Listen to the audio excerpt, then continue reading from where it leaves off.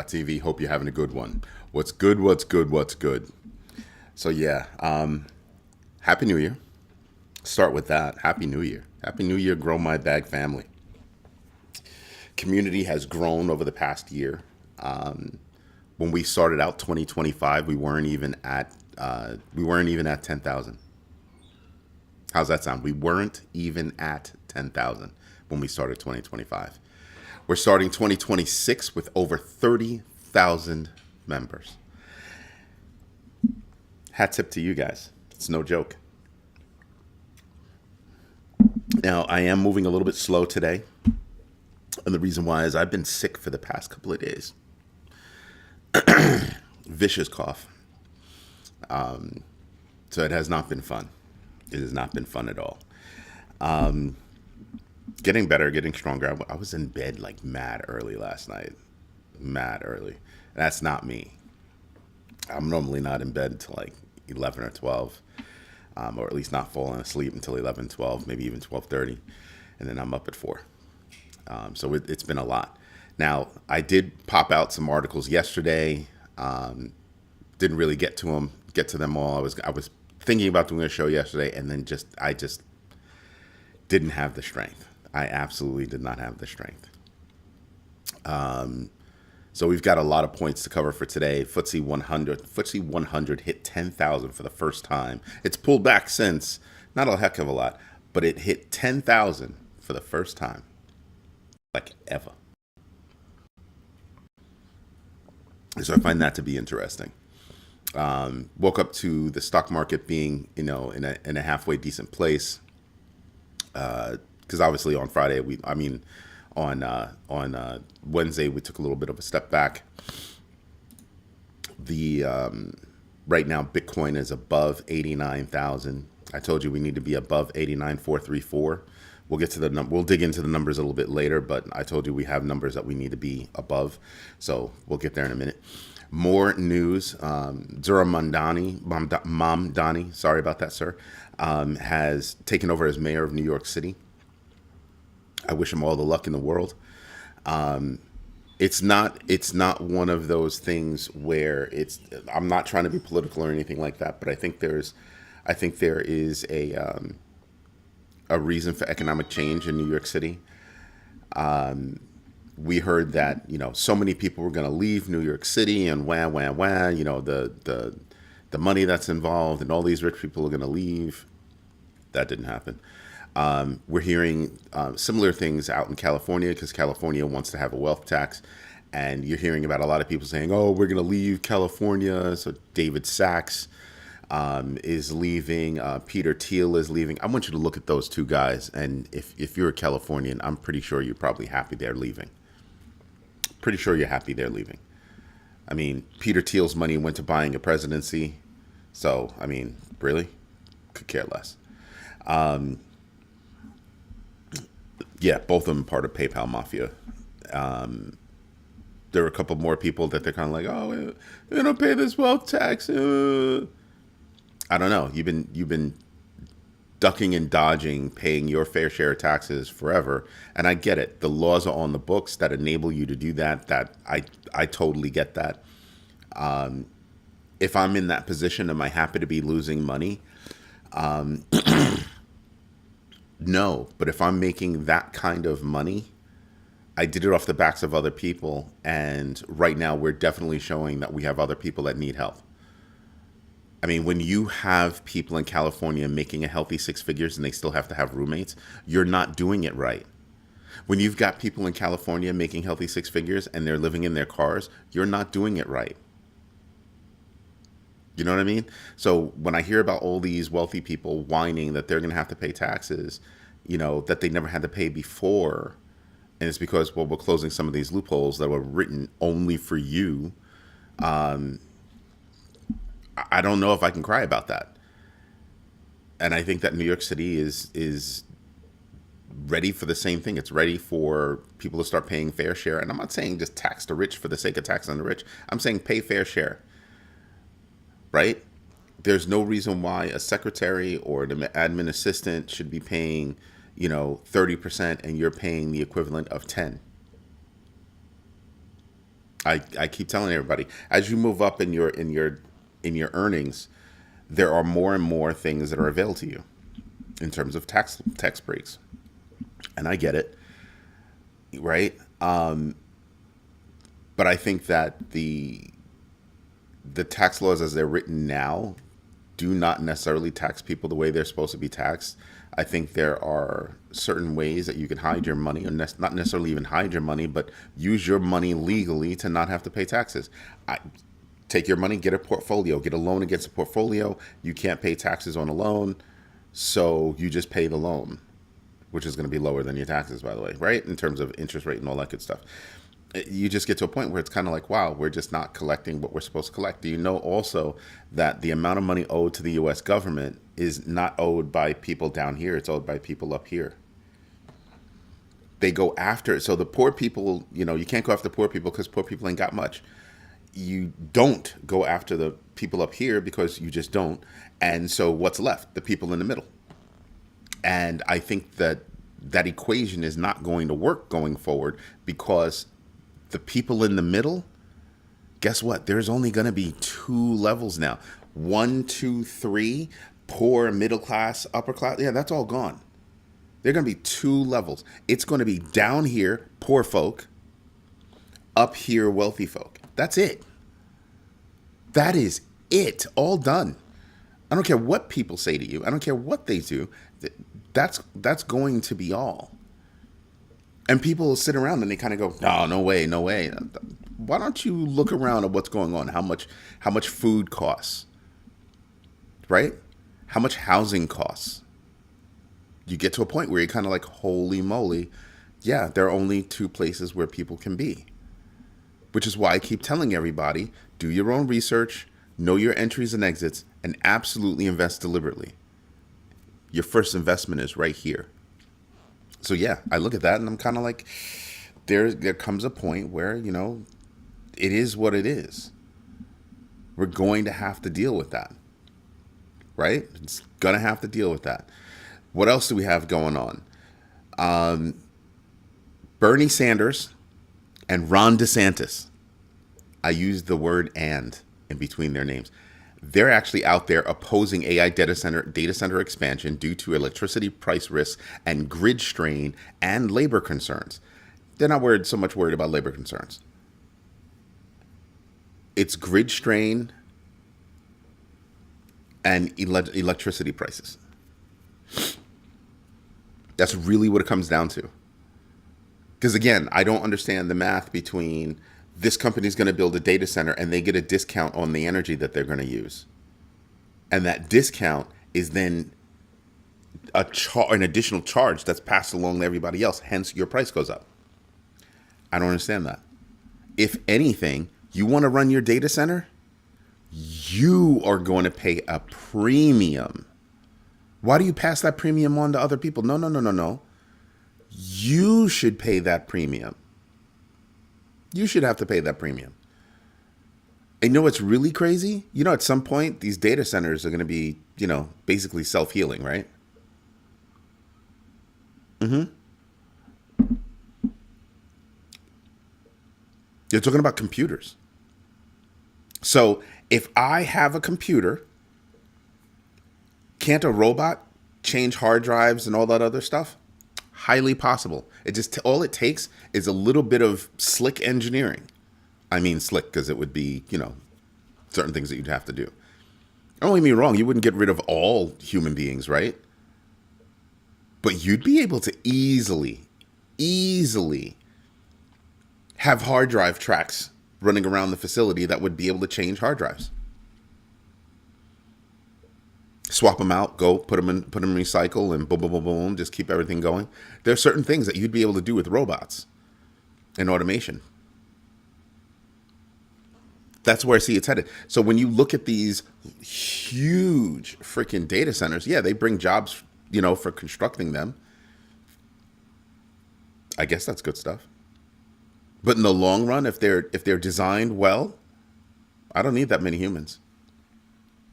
I do not need that many humans. And some people are sitting there going, "Oh, there's no way, Eddie." Well, when you're looking at grocery stores, Whole Foods, already running tests with a store up front and a 10,000 square foot warehouse in the back, mostly managed by what?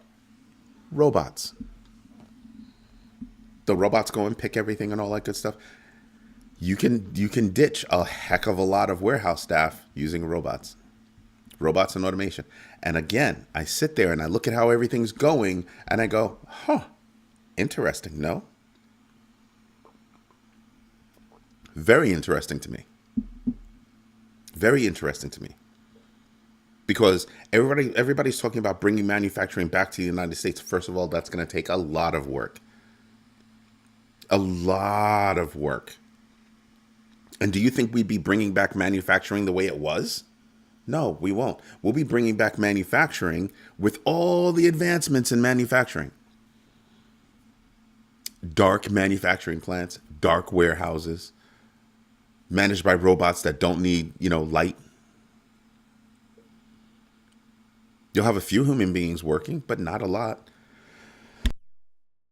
Excuse me. It's actually weird when you think about it. You'd have human slaves to computers, slaves to robots. I'm just saying, you look at how everything's running around and you kind of go, wow, the world is changing. So you can wake up to it. You can do your own research, know your entries and exits, and absolutely invest deliberately. Or you can sit there oblivious. And then while the world changes around you, wake up one day and go, holy moly, I don't know what I'm doing. I mean, we're seeing signs of difficulties right now in the job market, right? Right now, the difficulties are you have people graduating from college, and this is not a phenomenon. This has been happening for years. People graduating from college with what they thought were going to be usable degrees, unable to find a job, unable to identify a position to actually go earn money and pay back all that college tuition, which, by the way, has been cut by this current regime, right? The ability to, get money for college. That's going to be tough. Does that help the United States? In a couple of years, you're going to be looking at the United States not being at the forefront of things because we hurt the people down here trying to get an education, because that's where all the innovation comes in at, right? Yeah, we're not helping them. No, why would we? That's crazy. I'm being facetious, in case you didn't notice. But imagine these brainiac kids graduating from college and can't get a job. We're having tech cuts right now in the United States. And when I say tech cuts, I mean they're cuts in the United States, but they're hires overseas. That's what these people are doing. These same people that are making decisions like, oh, I want to cry about paying extra taxes. You make the environment, right? You make the environment that we live in. And then you cry because you've got to pay additional taxes to help out with this. Interesting. Companies like Walmart burning the candle at both ends. How you say? Told you about this before. SNAP benefits. So you don't pay your people enough, right? You don't pay your people enough. And so they got to go get government handouts. Shouldn't have to. They're working full-time jobs, but they got to go get full-time. They got to go get, government handouts. And where do they spend those government handouts? 24% at Walmart. 24%. So the government subsidizes my staff, and I go get more government money. Oh, that's wonderful. Just saying. There's got to be a definition to enough. There's got to be a definition to, that's enough greed for now. Stop it.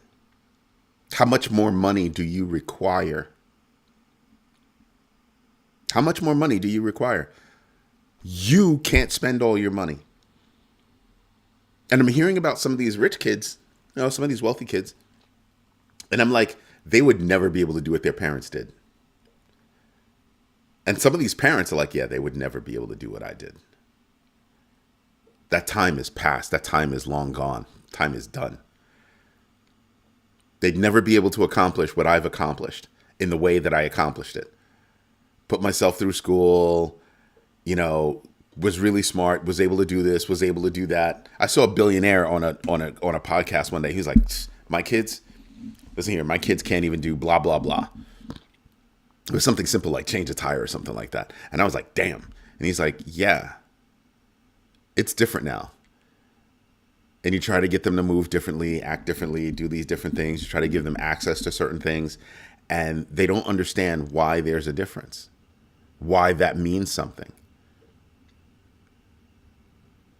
And I think it's going to hit people when the next generation comes and the next generation goes, I like the life that I enjoy, but I don't like seeing one of my best friends have to struggle. Just saying. You get to a point where enough is enough, and you had better define it. Because if you don't define it, I mean, there are 200 billionaires in 200 billionaires in California. And some of them are crying about the taxes and everything. And I'm sitting here and I'm just going, why are you crying? You haven't had to pay taxes, your fair share of taxes in so long. You've been living off of debt for so long. Knowing that some of your people at some of these companies do not make enough. There was a story the other day, I almost cried. Apparently some guy sold his company for 1.2 something billion. And a part of the deal, he made a part of the deal to carve out $240,000 to pay his 540 people or 500 give or take people a bonus. The number, I worked out the numbers. The bonus was $444,000 on average. It was just 444. And I was like, wow. Don't give it to me. Yes, I'm selling the company. I'm going to make money. But this chunk of money, don't give it to me. Give it to my people. I know a guy, one of my mentors from back in the day, and he used to work for this company. The company sold for a boatload of money. The CEO, he was the CIO, his boss was the CEO, and the CEO sold the company. It was his company. CIO had some shares, that was a part of the deal and all that good stuff. Before the deal closed, he watered down the CIO's shares. Sold the company. CIO made a little bit of money. Nothing compared to the CEO. And that was one of the people, this guy actually created the tech by which this guy was able, the CEO was able to sell the company. This guy created the tech and he screwed him in the end. Oh, that's all I could do because that's the way that it ran and blah, blah, blah. So you got 20 mil. Why don't you just kick me over a mil? You think that happened? No. I think he got $100,000 or something like that. He got the equivalent of a freaking bonus. That's what he got. And let me tell you, this guy was busting his hump. Him and his team were busting their humps, getting all this stuff done and all this other good stuff. And I just sat there and I was like, wow, that's pretty effed. If I ever had the inclination, which I don't, to sell my business, I'm going to do what the other guy did. I'm going to make sure that my people get taken care of. You want to know why? One, because they deserve it. Two, I want you to hear me out. Two, because I might have another idea. And I want to be able to pick up the phone and call people and be like, hey, what you doing? Dead serious. I want to be able to pick up the phone and go, hey, what you doing? And have them say, I will come with you no matter what, because when you sold the last time, you took care of me. So of course I'm gonna be down with you. What's up? What are we doing? That's what I want. That's what I want. But meanwhile, you have a lot of people out here that are making big money, that are whining and crying that they have to pay taxes just so people can afford food, to not live in trailer parks, to not live in their cars, to not go take showers at like freaking Walmart and other places. Yeah. And I'm sitting back and I'm saying to myself, but you're crying that you're going to have to pay taxes that you have never had to pay before? Really? That's interesting. That's very interesting. Including people like David Sachs, who went over to Washington and was able to push through a couple of bills that would make him a lot of money because he owns a lot in technology and he was able to do some favorable stuff. Yeah, okay. All right. Warren Buffett has transitioned. Fun fact, 60 years, 5,000,000% uptick. That's what this guy was able to do. 5,000,000%. And he leaves the company with like $380 something billion as a war chest.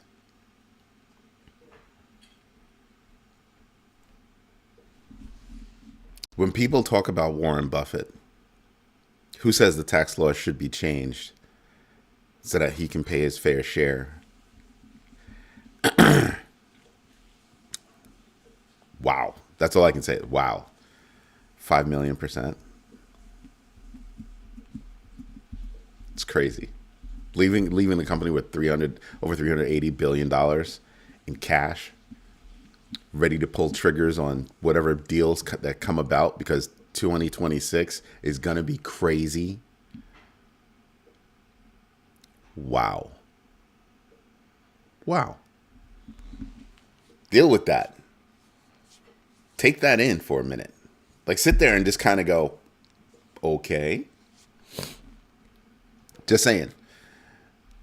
There's a Fed repo facility, by the way. And the repo facility hit a record $74.6 billion in borrowing on December 31st. Yeah, this past December 31st. $74.6 billion in borrowing against that repo. Sound familiar? They're saying it mirrors the 2019 repo crisis, highlighting liquidity stress and calendar events and Fed interventions with implications for crypto and stablecoin markets amid systemic financial fragility. To all those that look at me and go, Eddie, you're crazy. You're nuts. 2026 can't be all that bad.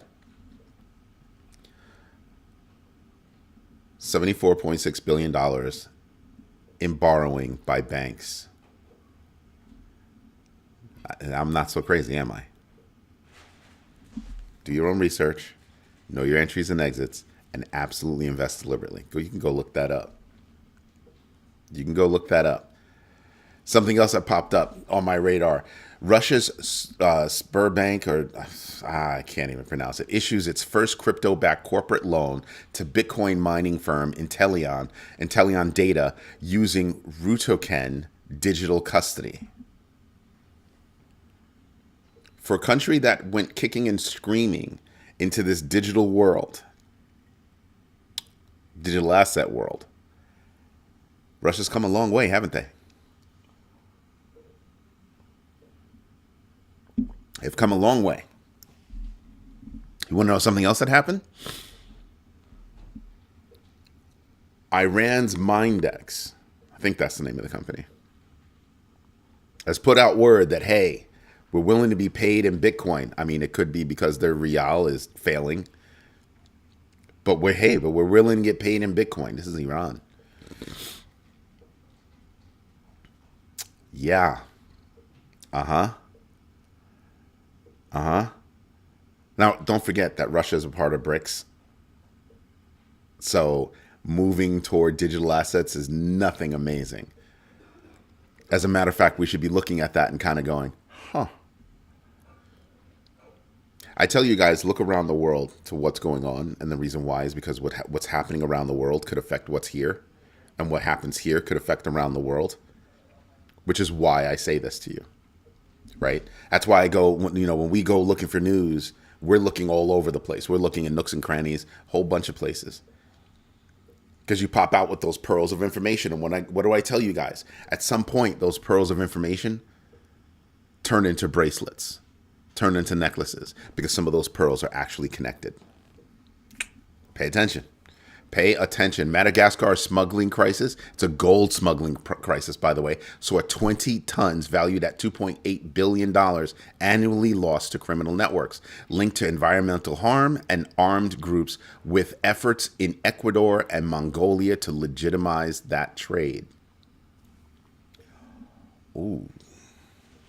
But everybody blames crypto for stuff. Now, I want you to think about this. Gold smuggling in Madagascar. Gold smuggling. Do you know what kind of operation you have to do to mine gold? And then you're going to smuggle it? Smuggle it. Sounds like the government would absolutely have to know about that, right? Just saying. Just saying. Pay attention to that gold market. Pay attention to the silver market. Silver's been going crazy just like gold's been going crazy. There are some that will also tell you to pay attention to palladium and copper. Insane. But if you're going to play the metal space, do your research. Just saying, do your research. Tether allocated 800. Let me say this again. Tether allocated $8,888.88 or 88 BTC, equivalent to $780 million, to its treasury in Q4 2025, aligning with a 2023 policy to invest 15% of quarterly profits in Bitcoin.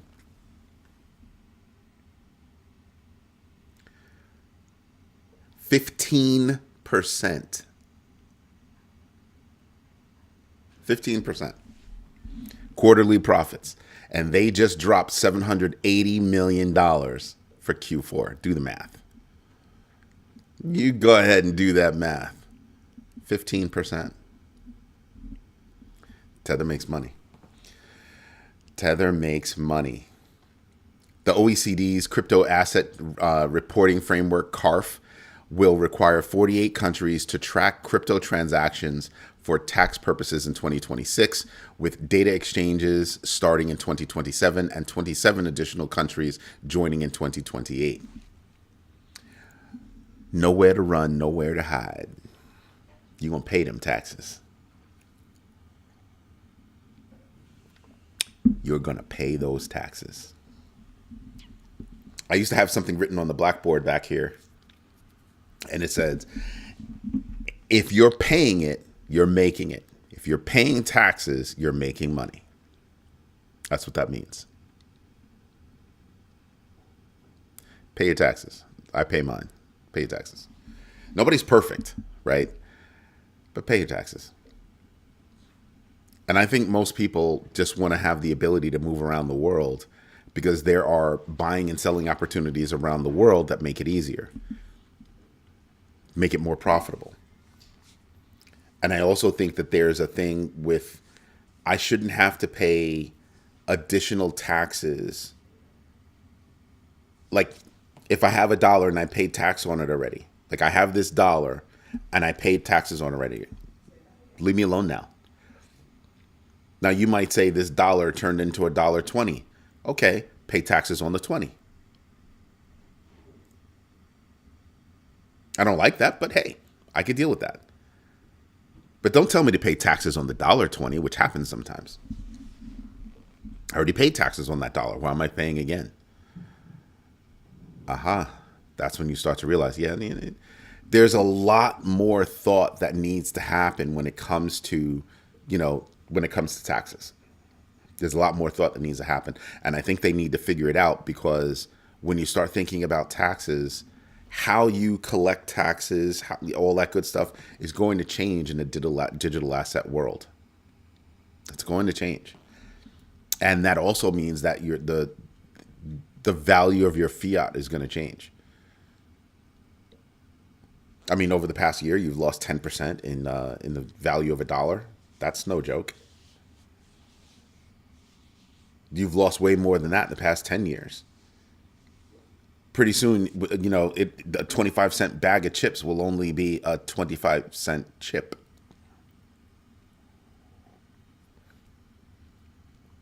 Guess what? A bag of chips isn't 25 cents anymore. When I was a kid, bag of chips at 25 cents used to be huge and packed.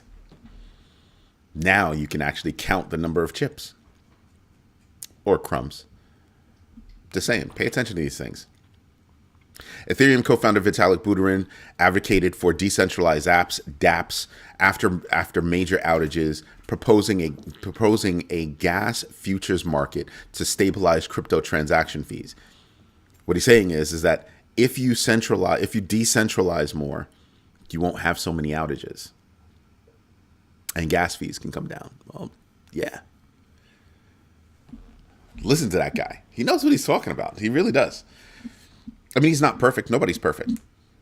But Vitalik Buterin, he's got a brain in his head. He's got a serious brain. Crypto quants Julio Moreno declared Bitcoin entered the market in 2025 with prices dropping below the one-year average, projecting a potential bottom between 56,000 and 60,000. It's not the first time somebody has said that. 56,000 and 60,000. We'll get into the numbers in a little bit, but yeah. So would I be, looking to get out soon? You know what I'm looking for now? To make money off the volatility. Hodling what I'm hodling, doing the whole sprinkle, baby.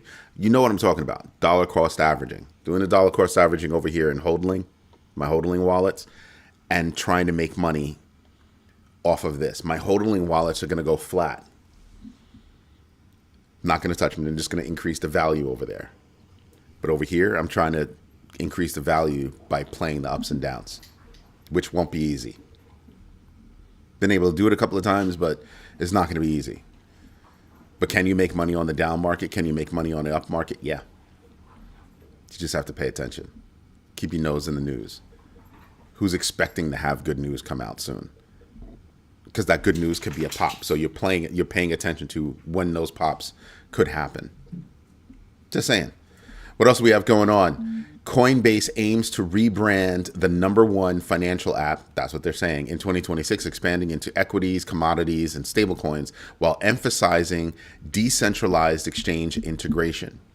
Of course they want to get into that. Exchanges right now, centralized exchanges right now, to me, equate to banks. If you think it out, we can have that conversation some other time, but if you think it out, that's yeah. Just saying. A 2026 exploit targeting, a 2026-2025 exploit targeting Ethereum-compatible blockchain stole about $107,000, started bleeding them today from hundreds of wallets via phishing and small-scale thefts with no confirmed direct links to breaches. Yeah, it's phishing. It's people clicking on things, scanning things that they should not be doing.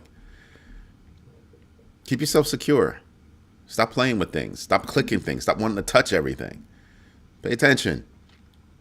South Korea's Bank of Korea revived its CBDC program in 2025, late 2025, to streamline subsidies facing regulatory conflicts over stablecoin oversight that left the project in limbo by early 2026. It's still in limbo, but they're there.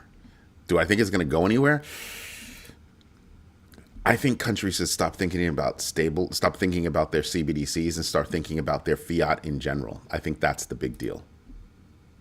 I think that one really is the big deal. I can't believe nobody's left a message this morning. Oh yeah, my message to you guys: don't forget to invest in yourselves today. What else do we have? Last bit of news. Ethereum ended 2025 with a 10% decline, but analysts predict a 2026 rebound. Yes, I agree. But two things can be true at once. I think 2026 is going to be a tumultuous year, but I think it'll be a tumultuous year going like this, but start moving up. Slowly. Bit by bit, step by step. Do I think that we'll see a lower number hit before we see higher numbers? Absolutely. Absolutely. But the reason why I think the end of the year is gonna end well, dark horse in the house, what's going on? And you will definitely invest in yourself today. That's what I'm talking about. But you want to know why I think 2026 is going to end well? In the United States, you have the elections at the end of the year. And I think that's going to ring in a lot of change. I think there's going to be a lot of upward momentum toward the end of the year. So that's what I'm gearing toward. Now, there are people out there that are saying, oh, listen, it's an election year. It's an election year. That might not bode well, because there are a lot of Democrats that actually don't like crypto. And I'm going to tell you something right now about those Democrats that don't like crypto. You're all stupid. Go get educated in crypto. I don't mean you're stupid. I just mean you're stupid. You're ignorant to that space. Before you bellyache about the space, go learn about the space.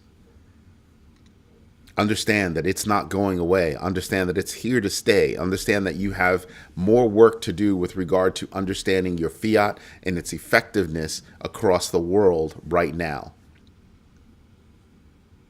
You can either screw up digital assets, or you can get on board and help guide digital assets in a good way.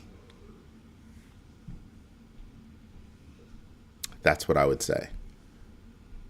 Go buy my book. I give you a really good foundation on what digital assets are.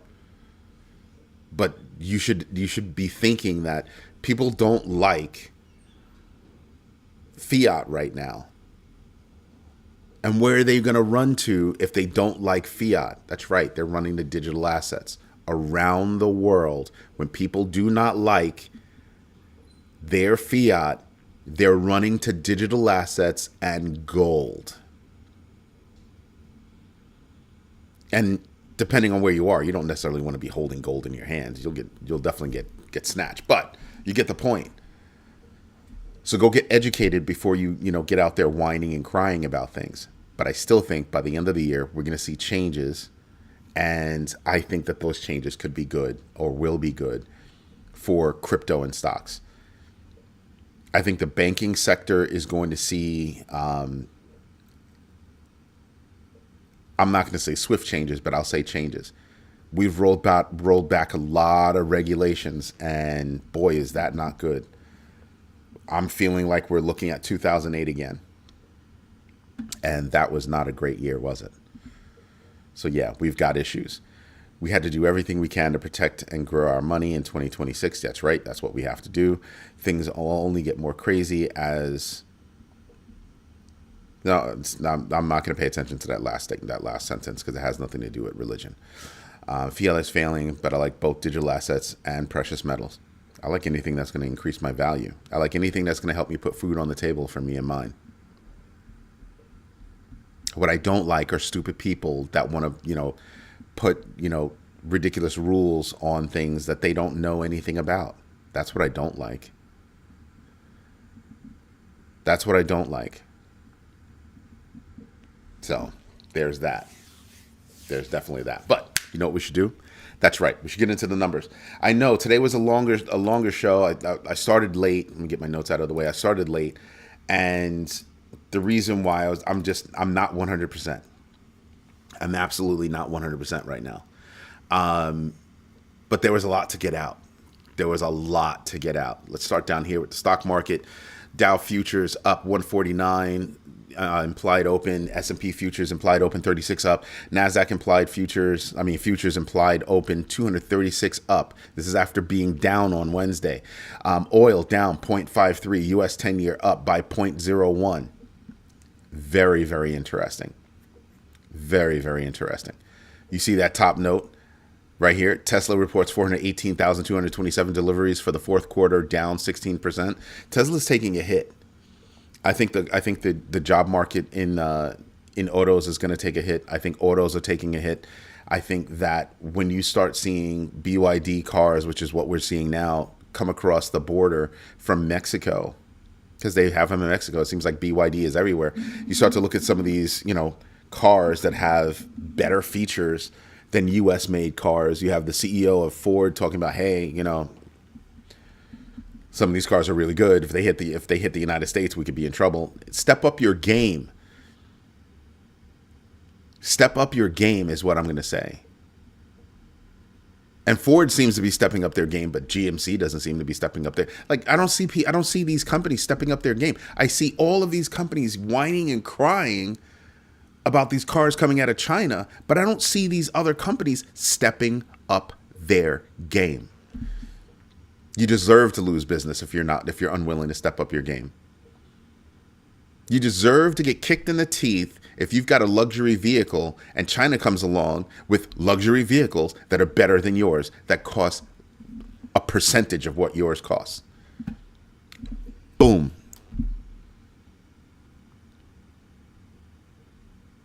The entire auto industry has been propped up by cheap credit. Bit of hope. Yep. But yeah, it's not just that. It's not just that. I mean, what's freaking me out? What's freaking me out is, the auto industry caught a bailout. Airlines caught a bailout. You want to know what I think is going to be the next bailout?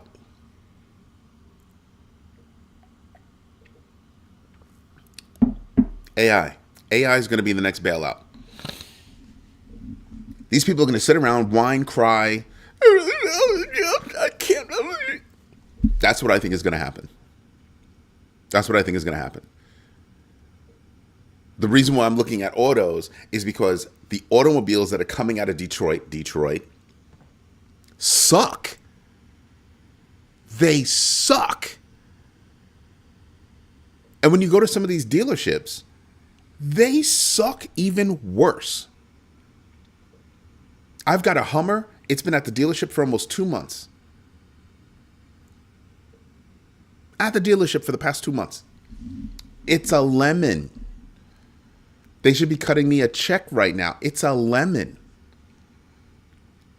It's not a question. It's a lemon. It's a lemon. We're going to take it back. They're making me wait for no reason. You let a crap car off your out of your manufacturing. And you know what's messed up? There are a lot of cars out there that they put out that they know, and not just GMC. I mean, like, just car manufacturers in general have put out that they know are crap. They know this doesn't work right, that doesn't work right, but they also know that each state has to have its own lemon law if they have one. New York has one. You're going to have to give me back all my money. All of it. Not the insurance money, but the rest of it, anything that has to do directly with the car, you got to give me back my money. I have to go back to the state to get my taxes back. That'll be quick. Excuse me. But you're going to have to give me back my money. That's what's up. Japanese cars are falling behind too, so let's not get it twisted. But a lot of these Japanese cars are better than American cars, even though a lot of these Japanese cars are made here in the United States. Ta-da! I'm just saying, like, I've been looking at online reviews of some of these Chinese cars, and I'm like, damn. They're like, how?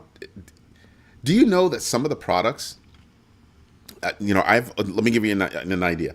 I've automated a lot of things in my house, right? My house reacts to how we live. And I have a television that's a little bit older. It's a 4K, but it's an older 4K, and it doesn't, react via Bluetooth. So I got a box, a little thing, and we were comparing boxes. And I asked one of my guys to go do the research for me so I could just buy it and just move on. And we got into a conversation. Amazing how certain things in the United States, they scale back the technology. They scaled back the technology. It's built in China. When they get it here, they scale back the technology and only give you this.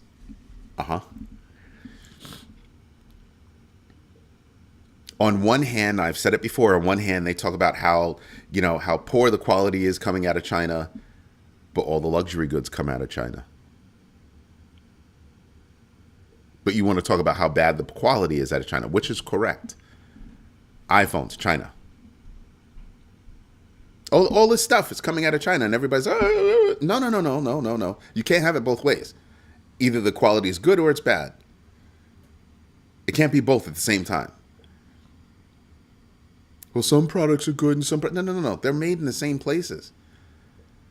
When you go look at knockoff bags, look at the quality of those knockoff bags. They're made in the same factories. Same factories. Same people. So when I hear that the quality sucks, I just sit there and I laugh. I look at the quality of these cars. I wish the United States would let these cars come into the market. You want to know why? Jobs. 2, it would force everybody to step up their game. You've been resting on your laurels for decades. You haven't done anything that's been really new, really cool, really anything. Nothing.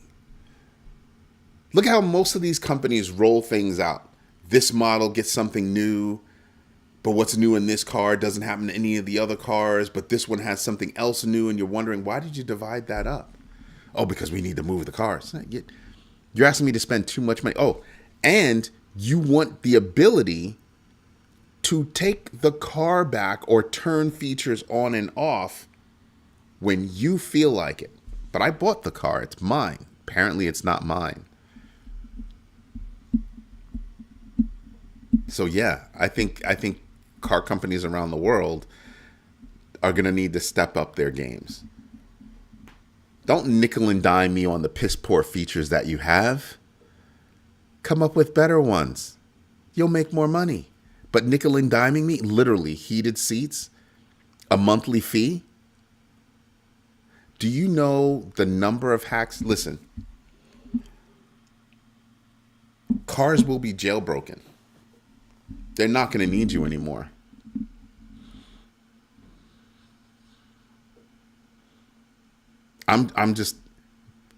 We're not going to need to pay your monthly. Somebody's going to come up with a hack. They'll get into the car, they'll turn on all the features, and there'll be nothing that you can do about it. It's my car. If I bought it, it's my car. I should be able to do whatever I want. Screw you and all your features. A monthly fee? The ridiculousness of it. It's amazing. It's friggin' amazing. Look at the calendars. There's nobody here that I care about. What's happening this week? Nothing else this week. Fear and greed index. We're in fear now at 28. We're not in extreme fear anymore. We're just in fear. Just saying. We're back up to above 120 in total value locked. Not bad. But you guys know about me. I like being at the 150 level. I love being at the 150 level. 120 doesn't do anything for me. Bitcoin is down to 88.7. 88.716. So we were higher, but look at that. We're still moving laterally. Look at this. Excuse me. We're moving laterally between 82,490 and 93,434. That's where we need to be. Maybe I need to refresh the screen. Usually that gets updated right there on the spot. Nah, it's 88,712 now. Nope. This is live. This is live. So, and also you have to remember, it depends on where you're looking. Some of these places, they actually have, an aggregate number, an average number between the exchanges and all that good stuff. So what you might be seeing on one exchange could be different on another exchange. But TradingView has it at 88,712. But remember when I was telling you that back in the day, I used to actually trade across different exchanges? And the reason why is because there was that arbitrage between the different exchanges. And that's how I used to make money. I still do it from time to time just so I can make money on the trade itself. The transactions, not the trade, but the transactions. So something to think about. Looking at the big board. Wow, look at all this green. SUI up, Avalanche up, Doge up. Wow, that's a lot of ups. That's a lot of ups. I'm not seeing anything amazing except that Ethereum is above 3,000. Ethereum is up 3,000. XRP is above 185. BTC is still a little bit low, 88,842. By the way, I'm probably never going to believe anybody's numbers because all the numbers I'm looking at are always live. So I'm probably never going to believe anybody's numbers unless they're looking at the same screens I'm looking at. I've seen some convincing arguments by Benjamin Cowan, who says BTC is in a bear market already. He said it, and so is CryptoQuant. I just told you about that. Excuse me. Just told you about that. Who was it that said it? Mr. Moreno. Where is it? Control F. There you are. CryptoQuant's Julio Moreno. I just said that today. So, yeah. I don't understand how people didn't think it was in a bear market. It's crazy. But you start to look at all these things, and if you do your own research, you might find a deal here. I keep telling you guys that what do? I look at the year to date. So last year we ended in a bad place for these guys, for Bitcoin and Ethereum. So I'm thinking, okay, you know what? This year, 1-1, go out, buy a little something, and track that all the way through to the end of the year. But you can see I follow all these numbers. Why? The rhythm of a coin. Good morning, Michael McCaskill. I follow the rhythm of a coin. The rhythm of a coin tells me how it's going to be affected by whatever news that's coming. If good news comes while I'm on the downswing, it's gonna pick that up a little bit and stop that downward flow. Same thing on the opposite side. If I get hit with bad news and I'm on an upward climb, it's gonna not hit as hard. But it'll also, if I'm moving up and I get some good news, it's gonna move it up even more, right? If I'm moving down and I get some bad news, it's gonna move it down even more, right? Which is why I keep saying, keep your nose in the news. Do your own research, know your entries and exits, and absolutely invest deliberately. Just saying. My man, Michael McCaskill, spent all morning investing in yourself. That's what I'm talking about. That's what I'm talking about. So yeah, I'm just saying that I think that 2026 is going to be tumultuous. We got a lot of news that's going to happen this year. We've got a lot of regulatory things that are coming out this year. We have a lot of job cuts that are going to happen this year. We have a lot of things that are just going to come that are some will be good, some will be bad. At the end of the year, we have election season. Building up to that crescendo, I think, is going to be a good March. When does that March start to happen? Starts to probably heat up in September. Late August, September timeframe, when the kids are going back to school and all that good stuff. So it's going to be interesting to see how things play out. It's going to be very interesting to see how things play out. But practice the GMB3. Do your own research. Know your entries and exits. And absolutely invest deliberately. Everybody, this is Eddie J on Crypto for GrowMyBag.tv. I hope you enjoy everything that I'm doing. If you do, smash the likes. Tell your friends about this community, because this is absolutely different than everybody else's. Last year, we started out, like I was saying earlier, we started out below 10,000 subscribers, 10,000 members. Now we have over 30,000 subscribers and members. You want to become a member? Go to GrowMyBag.tv, become a member. Why? Because membership has its benefits. Later on this month, right now, All of the news that we do is out there for free. But when everything is ready toward the end of this month, that will be shut off. And you'll have to be a member to enjoy the over 13,000 articles that we have out there. It's a good community. It's a safe space to talk about anything investing, not just crypto. We're all here to learn together, grow together. And the reason why we're going to be charging for that is because we want to have a niche space with not a lot of ads that's community powered. So join the community and help us power the best thing in investing as a platform to hit the market. Everybody, this is Eddie J on crypto for growmybag.tv. I hope to see you tonight, 8 p.m. Eastern Standard Time for the overflow. Everybody have a great day.